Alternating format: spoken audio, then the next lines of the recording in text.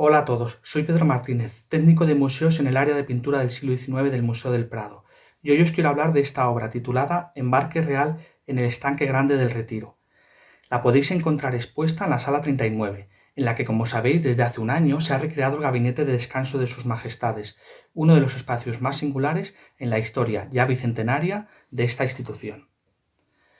Su autor es José Ribelles, un pintor y grabador que se había formado en Valencia con Vicente López y que se trasladó a Madrid en 1799.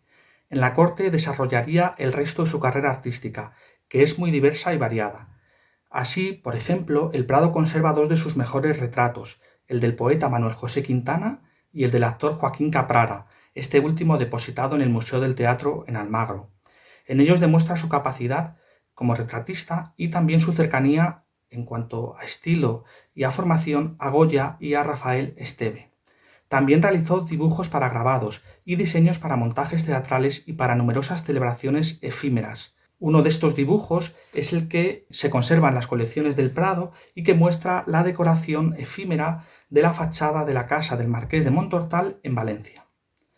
También trabajó como pintor decorador en los reales sitios, y es esta última dedicación profesional la que creo que permite entender el significado de este cuadro. Entre 1817 y 1819, Ribelles fue el responsable de decorar el techo del Salón del Embarcadero del Estanque del Retiro, que es la edificación que se observa en la parte derecha y que había sido construida en estos mismos años por Isidoro González Velázquez.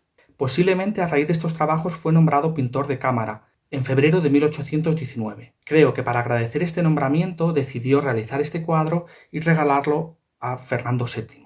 Ribelles fue, junto con Fernando Brambila y Bartolomé Montalvo, entre otros, uno de los mejores representantes del paisaje clasicista durante el reinado de Fernando VII. Y este paisaje, de hecho, es el mejor ejemplo con el que cuentan las colecciones del Prado de este tipo de pintura, que fue muy frecuente durante este periodo y que estaba dedicada a recoger de manera precisa los diferentes jardines y espacios naturales de los reales sitios. El paisaje muestra con especial exactitud los diferentes elementos arquitectónicos y paisajísticos, que dispuestos en planos paralelos permiten crear una composición clara y ordenada. Si nos fijamos en las tres embarcaciones, la de nuestra izquierda representa a Fernando VII y a su segunda esposa María Isabel de Braganza, dentro de la falúa o embarcación. Si nos fijamos además, el templete de esta embarcación está rematado por la corona real. Conocemos un dibujo preparatorio que se conserva en el Museo Lázaro Galdiano para parte de esta composición, precisamente para la falúa real en la que navegan Fernando VII y su segunda esposa. La existencia de este dibujo nos lleva a pensar que el artista pudo realmente asistir de manera personal él mismo a este momento y tomar el apunte que luego serviría para la realización del cuadro. Esta falúa o embarcación que representa a Ribelles existe actualmente, se conserva en el Museo de Falúas Reales de Aranjuez, fue realizada en 1815 y además se la bautizó con el nombre de la propia reina, de Isabel de Braganza. Si nos fijamos, presenta decoración de tritones en la proa y los escudos de España y Portugal en la popa. Hay que recordar que Portugal era el país de origen de Isabel de Braganza, que además fue, como todos sabemos, una persona fundamental para la apertura del museo en 1819.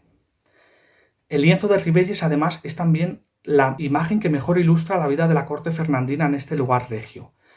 Hay que tener en cuenta que las diferentes edificaciones del Retiro habían quedado dañadas durante la Guerra de la Independencia y que Fernando VII tuvo que rehabilitar parte de este real sitio. De hecho, el Retiro se convertiría en uno de sus lugares favoritos en la corte, como bien muestra esta pintura. Aunque se trataba de un lugar de propiedad real, desde Carlos III se había permitido el acceso público con ciertas restricciones. El Retiro pasaría a propiedad municipal a partir de 1868 y sería transformado posteriormente en sucesivas ocasiones. De hecho, el lugar que ocupan en la pintura el embarcadero es donde hoy se encuentra el monumento a Alfonso XII. El pintor, si nos fijamos en el primer término, puso especial esmero en la descripción y caracterización de los diferentes tipos. Fijaos, por ejemplo, los religiosos de la parte izquierda que aparecen con su respectiva tonsura, o un poco más a nuestra derecha, en el niño que tira de una pobre anciana con bastón porque no se quiere perder lo que está pasando. Hay que tener en cuenta que pocos años más tarde, en 1825, Ribelles publicaría la colección de trajes de España, con más de 100 estampas que recogían un completo repertorio de indumentarias de las diferentes provincias y regiones del país, así como de los diferentes oficios. Es más que posible que en estos momentos en los que pinta este cuadro estuviese trabajando ya en este ambicioso proyecto y muchos de esos dibujos preparatorios los utilizase también en esta pintura. El cuadro se conservaba en el Palacio Real de Madrid y fue trasladado al museo para figurar de manera específica en el gabinete de descanso, una estancia que quedó instalada en agosto de 1828 precisamente con motivo de la visita del rey Fernando VII al museo. Y sabemos que figuró en el gabinete desde el principio.